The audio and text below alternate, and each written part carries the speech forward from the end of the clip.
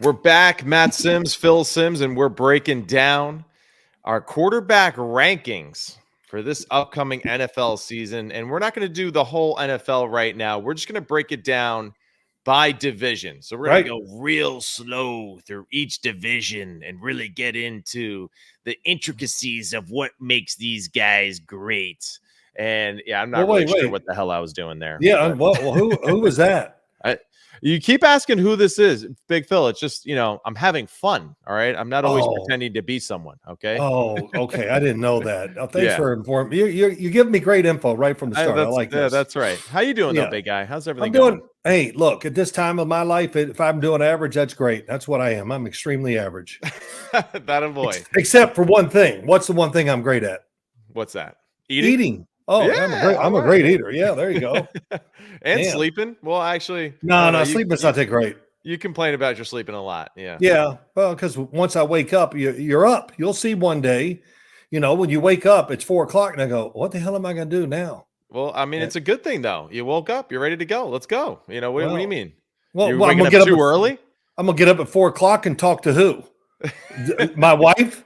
Come on, listen. Your Well, mother. she sleeps great. Yeah. That's an understatement. And she's got 10 hours, and she go, "Oh, I think I'm still tired." Oh my God.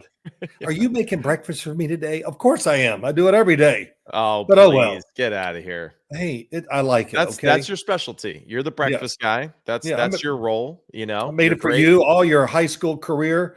Had to get up, make you breakfast, take you to school. I mean, you were a pain in the ass. Oh my But God, please. You were so excited to do that every day. oh Doing yeah, your you're right. doing your little word puzzles too. Yeah. Yeah, I don't do those anymore because the paper. I read everything on the damn computer now. But go Yes. ahead. What are we doing? Let's go. Let's Yeah. go. What All are we right. So doing? we're gonna start with the NFC South quarterback rankings. All right. And Yep, we're gonna go rank them. from the bottom of the list all the way to the top, Oh, baby. we're going And bottom first. Okay. yeah, of course. Come on. We got to Oh, build up a little bit hype. And of all right. course, it kind of, Well, figure let's go. itself out as we go. And then we'll What discuss as well, too, just some honorable mentions as far as the the premier backups? backups, right, within the Okay. division. And I can't lie. To start with the NFC South, I had some trouble with my backup list for sure. But at number 4 for Right. the NFC South quarterback ranking breakdown, who do you have at number 4, Big Phil? Oh, listen, that was probably the easiest one of all. Picking these guys, it's Bryce Young for the Carolina Okay. Panthers. I mean, Yeah. just after last year, the state of the team, but really just going off of him. He 11 touchdowns, 10 interceptions. I think that one, I didn't like the offense that they were running, things like that. I think he played small, if that's a good word. I hope people understand that. In other words, when there was pressure, he has a hard time standing in there. One, he's not tall, and the Right. other one, he's just not a big guy, so he's not going to stand there and take extra hits. He's not that type of quarterback. Right. But everybody talks, and I believe it too. Dave Canales goes down there, offensive coordinator at Tampa Bay last year. He did a great job, and I think the offense will change, be a little more conducive to help Bryce Young even more than they tried to last year. And something that I think that you mentioned a few different times too last season is that you wish they would have kind of tried to be more effective in the Oh, run game, right? Get under center more, be a little bit tougher at the line of scrimmage and not rely so much on him being in the shotgun and just dropping back and really being the focal point of your team, especially with it being, maybe the fact that they were the least talented team in their division. right. And one of the least talented teams really in football that way, as far as just how their scheme and their team was built. I have faith in Dave Canales to at least make some improvements because, the truth is that it really can't get any worse for him. It really No, can't. not on offense. No. We know Bryce is a good decision maker. We know that he can play the game. He knows how to play the position, right? And that's not to be undervalued. Yeah, the biggest thing, like you said, right, is just, can we see flashes of his athleticism that we saw in at Alabama now at the NFL level, And I think you're exactly right. Even Christopher said this too when he was doing his quarterback rankings. Like, he gets overwhelmed with the fact that he has no real big physical measurable traits that help him get out of jams, Right. and that's the biggest thing, is just learning how to be just a great decision maker, a great game manager, and really just playing the long game instead of being a superstar that kind of puts the team on his back right away. I also have Bryce Young as the number 4 quarterback in the NFC South. Let me say this real quick about him. I thought last year they tried to duplicate what he was doing at Alabama too much. putting him in the shotgun all the time. And I thought they were too careful with him too. They're trying to be, let's make sure he does well. And, no, just let it go. Come on. The way you learn is letting it go and being a little aggressive. And I never really saw him the whole year. I watched all of his games. I never looked at it and went, wow, they're being aggressive today. I like what you said. Get him under center, play action passes, separate the pass rush, separate what's downfield, easier to see the deeper your drop is. A little more deception too, offensively for him as well. Like let him be a great, handler of the football in the backfield with that play action game. And then also too, just the addition of Xavier Legette, the receiver from South Carolina, who's a big physical presence. That's an explosive football player. Hopefully he can allow them to be a little bit more flexible on offense too. Cause I just think the lack of speed, overall speed in the receiver room definitely hampered Bryce Young as well in his development. Who's Legette remind you of? This is easy. Man, he's got he kind of gives me a little throwback here, like David Boston vibes. Yeah, you might. That's a good one. Man, like David. Strong, physical, can fly. Yeah. Well, who else is from South Carolina? Debo. Yeah, he's got some Debo Samuel. He's got Debo's legs. They might even be bigger. I mean, man, he's impressive to watch. So, okay, we both had Bryce Young at number 4. Right, who do you have at number? No. All right. Okay. So, hey, sorry, Phil. Sorry, Phil. Even though you're the guy, I get to interject sometimes. That's right. I'm the guy. I like that. Hey, so who do you got number 3? Number 3, I'm going with the Jackie Moon of the NFL. He's a player. He's a coach. He's a manager. He's the point guard, shooting guard, all that. I'm joking. I got Derek Carr as my number 3 quarterback. And the only reason why I make that joke is because Jackie Moon is a character that Will Ferrell played in a movie. He's a basketball player. Yeah, way over your head. Way over, yes. Semi-pro. Yeah. And, he's the owner of the team. He's the starting forward. He's the coach. He's the manager, all this kind of stuff. So, and I kind of teased Derek Carr during this season that he was the Jackie Moon of the NFL when they were struggling about halfway through. But Derek Carr is the number 3 quarterback in the division. Hopefully with Clint Kubiak, a little bit of the similar recipe that maybe Bryce and Canales will try to take advantage of too. Clint, obviously being, the son of a coach and primarily being more of a traditional offense. Hopefully they're a little bit more balanced as well in run to pass situations. They get into that play action world that I think Derek does extremely well in as a thrower down the field. And we finally see some improvements too from this football team offensively, or more consistency. Really, we saw flashes, but just not enough consistency from the year. Oh, come on, Matt! They went through some periods in games. You just go, "Oh my God, is this professional football?" It was unbelievable. No, I'm serious. I know, it was so bad, and and I watch it, and then all of a sudden, start of the fourth quarter, they get good, and they made some. They finished a lot of games well. But, you look at Derek Carr, I just want to give 25 and 8 touchdowns, interceptions, almost 4,000 yards, 68% completion.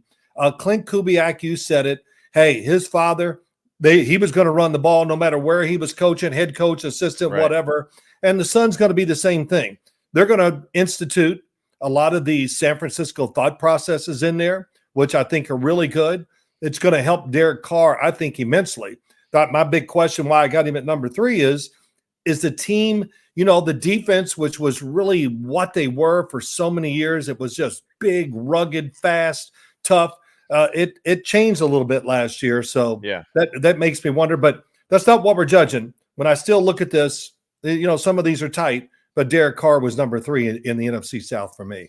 Yeah, and the reason why, again, to reiterate why he's 3 is just the fact that the guys that I have ahead of him, and I honestly almost had a backup of one of the players on the teams at number 3 ahead of him. Wow. Because I just feel like, there are at times where just cut it loose. Just cut it loose. Yes. Just play. And I think sometimes that he's missed out, like where we saw the greatness of them, they were forced to play aggressively because they needed to get back into games. But then when they had games like under control, it just seemed like too careful, like trying to place the ball too much. And it just was like, it was painful at times, like you said. So that's where I want to see just a little bit more aggressive, Derek Carr dropping back and cutting it loose, because the guys that are ahead of him on the list, we have no doubts about them in that Well, department. let me ask you this. What do I always say about the quarterback position?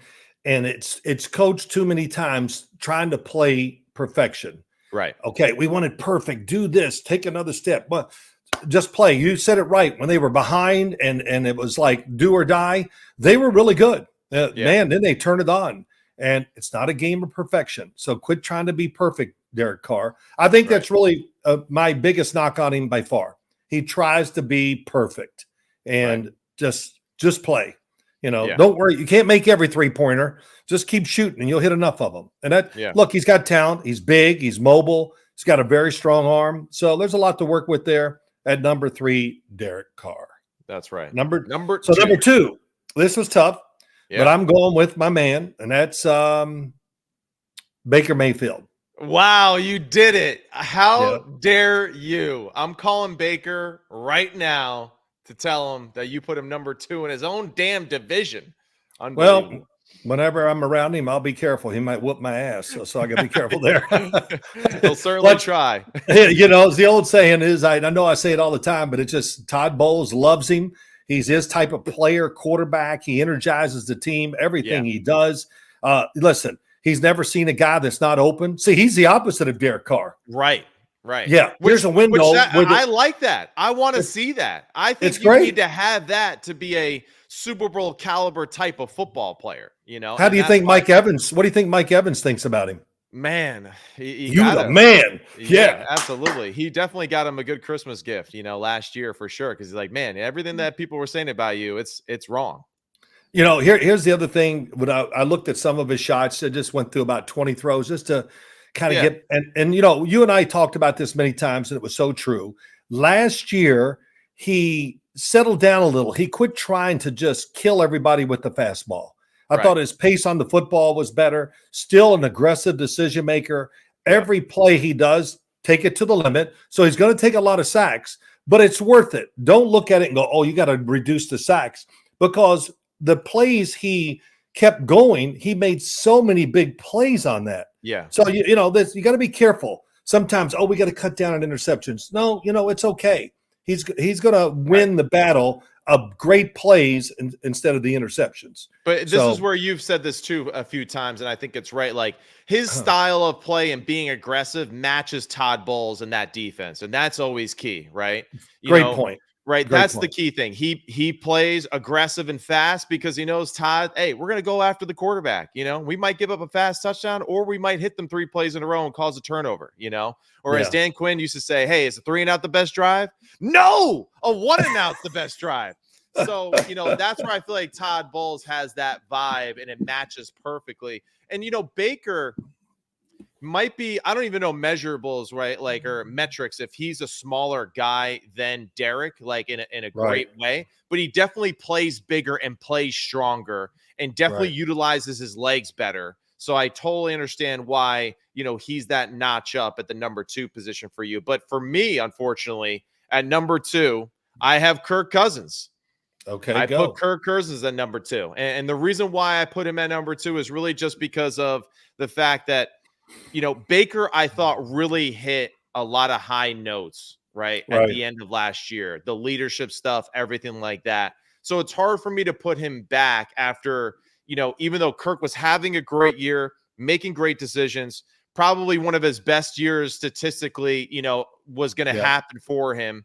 And, because of the injury, I just feel like there's still a lot to overcome with the injury, new environment, right? And still being able to play the way that he played off of that injury. That's a little concerning to me too, because we know Kirk, he's brave as hell. He's one of the bravest quarterbacks in the pocket, but there's going to be a little bit of that. Like, can I stand in there and play the way that I used to play with my Achilles, or should I just, survive for the next play?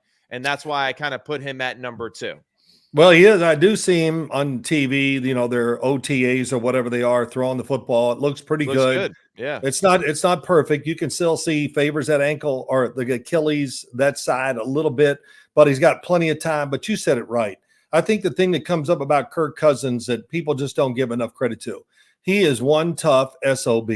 Yeah. My God, does he stand in the pocket and make big throws down the field and just get plastered. And the game that always comes to my mind, watching him play San Francisco last year, oh my gosh. I mean, did he take a lot of big hits? But, man, he made a lot of big throws in the game, and he was the reason why they won it. But I think he's a good decision maker. His arm, it's not elite. I mean, as far as power. He's better than good, He's a really good thrower of the football and a passer. And like I said, aggressive decision maker. He's going to take some sacks because he hangs in there and lets the play develop and do the right thing. Great decision maker. And, so I'm giving him a little credit there, even though I'm going to go to a little thing here that we're not really going to talk about. But I see everybody on TV talking about Atlanta, the quarterback. He's going to play 2 years. Michael Penix going to have to wait. And, my thing would be this, Matt, and just see if you agree or disagree. He's got 1 year. Right. 1 year. It's this year. He's got to play well, and they must go to the playoffs. If they don't get those two things, Michael Penix will be the starting quarterback next year for sure. That's what I think. Honestly, I'm going to cut that even in half. It's not even 1 year. Well, it's 8 games. Like, by the 8-game mark, they're going to say, okay, are we rolling? Are we hitting our mark? Should we keep going here? Or should we honestly start to maybe think about making this move now? Right. That's what I think. I think that's how tight the window is for him. I really think they have to start hot to give himself that room, through the halfway point of the year. Because I think if they're a 500 football team and the offense is kind of, sputtering a little bit and whatever, and there's just not much excitement about them and all that kind of stuff, I would not be shocked that they made that move halfway through the season. I'm not going to disagree with that. Not that I put a lot of faith in this either. They have the easiest schedule in the NFL. So whatever that means, but it means a little something that they're, and they're playing in a division that's not great. So I'm not going to disagree with that. I think if he struggled, they're not winning the way they expect, then that change could happen somewhere during the year. Right. But, man, like I said, I think it's got to be playoffs, and he's got to be really good in the season for him to be the starter next year in Atlanta. So, there you go. No doubt. And you made a great point, too, about Kirk, right, about how the fact that, occasionally he does take sacks because he does hang in there, right, and he is trying to push the football down the field. And that's why I did give Baker, again, another slight nod over him at the number 1 position. So my number 1 quarterback in the NFC South is Baker. Your number 1 quarterback in the NFC South is Kirk Cousins. And the reason why I have Baker ahead of Kirk is because of that outside the play design, playmaking ability and toughness, the scrambling, running for touchdowns, running for first downs.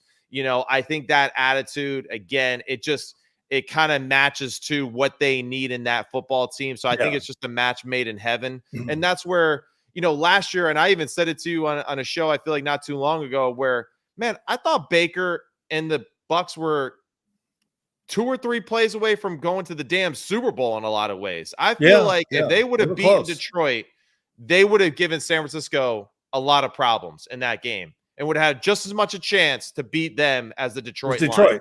Oh, I agree with that. I definitely agree with that. That's where I feel like they were closer than I think a lot of people give them credit for, and I think they'll be another contender in the NFC again this year. The big thing I like, we're going to do some backups real quick, but the big thing I like what you said is the team matches. The offense fits the defense fits the offense. I love teams when they do that. Not all the teams in the NFL do it, but that's a great example down in Tampa Bay. And they are bringing and both these guys are, working with new offensive coordinators, and that's not to be, man, it's interesting. This whole division has new offensive coordinators. So there might be some growing pains for them, actually. I really didn't even think about it until now. But like Liam Cohen coming over there from the Rams. Man, I guess, Sean McVay, he knows how to coach some coaches now. You got Zach Robinson over there in Atlanta. They're everywhere. And Clint Kubiak, Dave Canales. So we have some quarterbacks that have to learn on the fly with their new offensive coordinators in this new regime with their offenses. Despite all their experience, except for Bryce Young, there's still going to be that time to learn under what the new coaching staff is trying to implement. Well, the good thing is OTAs, mini camps, practice, always, Yeah. all those things. I think that helps everybody adapt a little quicker. And Yeah. when the season starts, nobody cares what's going on there. You just got to get it. You got to get it done. That's it. Get it done. That's right. That's right. So hey, All right. what's So your number yeah. 4? Give me your number 4 in the NFC South backups. Who's 4? All right. So number 4, I have. This was tough. The 4-3 spot was very difficult. I put Taysom Hill. I don't even know if that's Oh like legitimate or not. I mean, yeah, I no, feel like that was a cop out answer. Yeah, it really yeah, was. I agree. That was a cop out. That was pretty weak. Yeah. But I'm on the same Who thing. you It's got? New Orleans. Jake Hayner. It's so him and Spencer Rattler are the backups. I guess And so. Yeah. That's where I didn't know where the hell to go with. I knew it was New Orleans. I just didn't know what direction, I know. How about that? We got three different quarterbacks that we could talk about there. All right, number 3 would be me. I'm taking Kyle Trask in Tampa Bay as number 3. Agree. Hey, Same look, thing. big Kyle Trask. big guy, good decision maker, and really, great experience in college. He knows, he really knows how to play. And Right. But what's the issue though here? Why is he number 3 as the backup in the NFC South? well, I think the big thing is he's not mobile and he doesn't have Baker's arm. But just, so Yeah, but but I did. also like a lack of experience in the NFL game. So Well, I that's know he true played a lot too. in college, but like I haven't Well, seen 1 year. anything yet, right? Yet to really say, all right, he's a solid backup compared to the next 2 guys on our list. I gotcha. Oh, okay. Well, who do you got number 2? Number 2 is Andy Dalton. I think Oh, Andy wow. Dalton's number 2 for me. Decisions, right? Played really tough when he did play last year. I mean, they essentially just sent him there for a sacrificial lamb out there in Seattle Yeah. last year. Just say, hey, Andy, our rookie is just out on his feet. Go out there and get crushed and still throw for 350 and play your balls off. And he did, but it really was. It was like they literally sacrificed him right there on the altar. And he did great. And I still have great faith in him that if the surrounding cast is solid, he can still get the job for you and still be a solid backup and keep your team's hope in line and win a few games. Yeah, he's got all the experience. Went to the playoffs, I think, 5 straight years with the Bengals. I got Andy Dalton as my number 1 in the NFC South backup. Oh, okay. And Who's your number 2? well, my number 2 was Michael Penix. Yeah. He's a rookie going against right. Andy Dalton, who's done it so many times. There's no breaking him in. Andy's going to be ready as soon as he takes that first snap. So that I did it that way. Look, do I like Michael Penix? I'm not going to argue that. Yeah, I like him a lot. I mean, man, I think Michael Penix didn't get the credit he deserved in the pre-draft process by everybody, and maybe not even from me. The rankings, I was like, oh man, I don't know what to do with these rankings of these guys. It's I liked all of them in some form or another. Of course, I think it was a great class. But the more I watched Michael Penix, the more I kept going, damn. It's just, I paid more attention what he was doing in the pocket, moving, looking people off. It was pro football as far as how you want a quarterback to play in the pocket. Do I wish he would have ran a little more? Yeah, but God, why run when he made all those great throws into tight coverage and everything? So that's my list. So and that's why I have him as the number 1 backup in the division. Right. And I honestly almost put him at number 3 as the top 4 quarterbacks in the division. And I did. I was like, man, Derek Carr, Michael Penix, and I was like, it's really Michael Penix if I was being really true to my heart, but for the sake of the exercise, we'll include everybody. But, Michael Penix to me is someone that talk about years of experience in college that will pay off for him. Whereas Kyle Trask, he played a lot in college, and he hasn't really played a ton in the pros. Michael Penix played 1 year really in college, Kyle Trask. Yeah, right. Yeah. But it was a lot. It was a lot, right? A lot of throws, right? A lot. Michael Penix has played a ton, right? And man, his skill set to me, he is arguably the best thrower of the ball out of this whole group that we just discussed, out of the 8 quarterbacks that we just listed. He's the best thrower by far, right? Yeah, I'm not He's going the to argue most dynamic thrower, right, by far in that group. And I just feel like he'll be able to transition to the, I saw a few of those clips too, like you were saying, like I saw, Kirk throwing in Atlanta. Then I saw a few clips of Michael Penix and I was like, damn, it looks it doesn't look good. It looks super easy and fluid for him. Right. And that's where I think his game is going to transition extremely well to the NFL because Yeah. of his skill set and what he's done in college. And, you know, so yeah, that's why I have him at 1. I know Andy's a tried and true veteran, but, you know, Michael Penix has got that, like, I'm just that guy, you know, kind of playing style to him. And I think that'll translate very well to the NFL. Hey, look, you know, and he's bigger than everybody thinks too. I mean, Yeah. he's, you know, but Yeah. he's got big shoulders, long arms, and of course, huge hands. All those things are great prerequisites to be Plays in a a good dome. thrower. Yeah. Yeah. Oh, he's going to be in a dome. I've got good weather. Oh, he's got to go to Tampa Bay and Carolina outside. Oh my gosh. And of course, yeah.